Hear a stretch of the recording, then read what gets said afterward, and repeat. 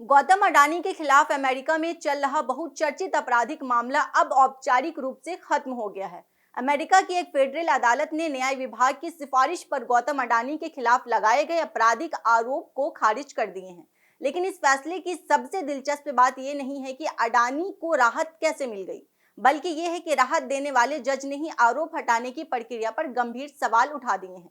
जज ने कहा कि आरोप वापस लेने का फैसला जिस तरह लिया गया है वह बहुत असामान्य दिखाई देता है। ऐसे में सवाल उठ रहे हैं कि आखिर अदालत को यह टिप्पणी क्यों करनी पड़ी।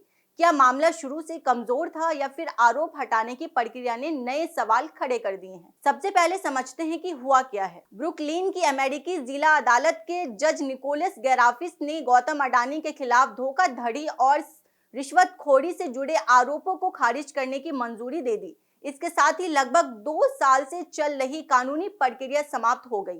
अदालत ने साफ किया कि उसकी भूमिका सीमित थी और कानून के तहत उसे न्याय विभाग की याचिका पर फैसला देना था। लेकिन कहानी यहीं खत्म नहीं होती। जज ने अपने आदेश में अमेरिकी न्याय विभाग के फैसले पर गंभीर चिंता भी जताई। उन्होंने कहा कि आरोप हटाने का फैसला लेने की प्रक्रिया बहुत असामान्य दिखाई देती है।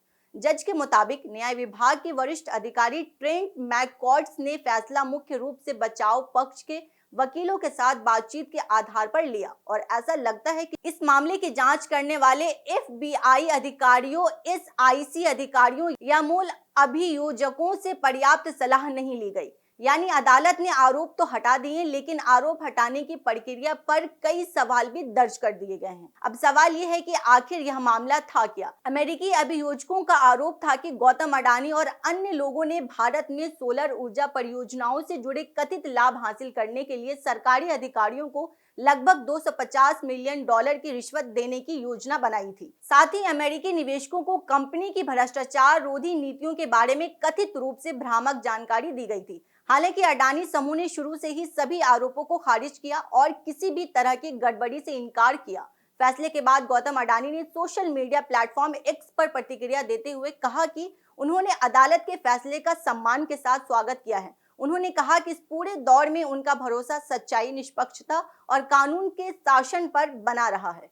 लेकिन इस मामले में एक और महत्वपूर्ण पहलू सामने आया है। सुनवाई के दौरान अदालत ने यह भी जानना चाहा कि क्या अमेरिका में $10 अरब निवेश करने के अडानी समूह के वादे का आरोप हटाने के फैसले से कोई संबंध था।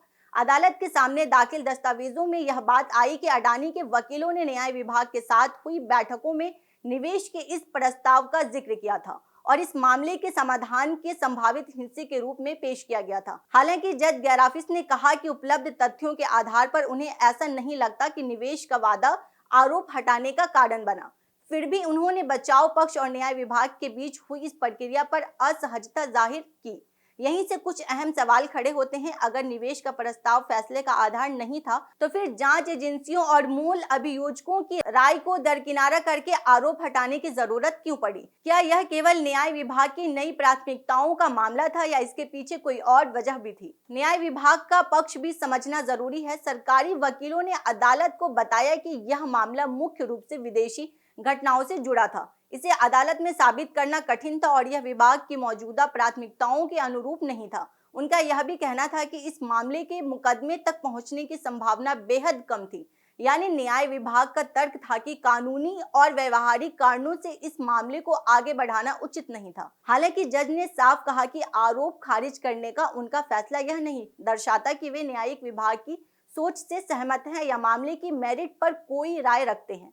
उन्होंने यह भी लिखा कि बचाव पक्ष की ओर से निवेश जैसी पेशकशों की वास्तविकता वैधता पर उन्होंने कोई निष्कर्ष नहीं निकाला है। अब आगे क्या? गौतम अडानी के खिलाफ आपराधिक मामला तो समाप्त हो गया है, लेकिन अदालत ने अन्य आरोपियों के मामले पर फैसला लेने से पहले न्याय विभाग से अतिरिक्त जानकारी की मांग की है। यानी पूरी कहानी अभी पूरी तरह खत्म नहीं हुई है। साथ ही एक अलग सिविल समझौते के तहत गौतम अडानी $60 लाख और सागर अडानी $1.2 करोड़ के भुगतान पर सहमत हुए हैं। वहीं अडानी एंटरप्राइजेज ने ईरान प्रतिबंधों से जुड़े आरोपों के निपटारे के लिए अमेरिकी ट्रेजरी विभाग को $27.5 करोड़ देने पर भी सहमति जताई है। अब आखिर में इस पूरे विवाद का फ्लैशबैक।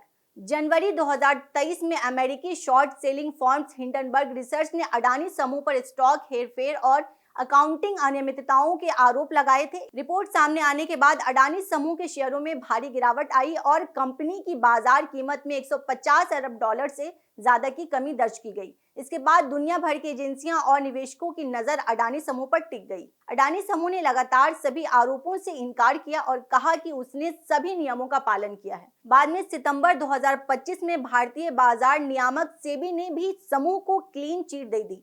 यानी फिलहाल गौतम अडानी को इस आपराधिक मामले में बड़ी राहत मिल गई है, लेकिन अदालत के आदेश में दर्ज टिप्पणियां यह भी बताती है कि बहस सिर्फ आरोपों पर नहीं बल्कि आरोप हटाने की प्रक्रिया पर भी होगी। आने वाले दिनों में चर्चा का केंद्र यह सवाल रह सकता है कि क्या मामला कमजोर था या फिर मामला खत्म करने का तरीका ज्यादा सवाल छोड़ गया।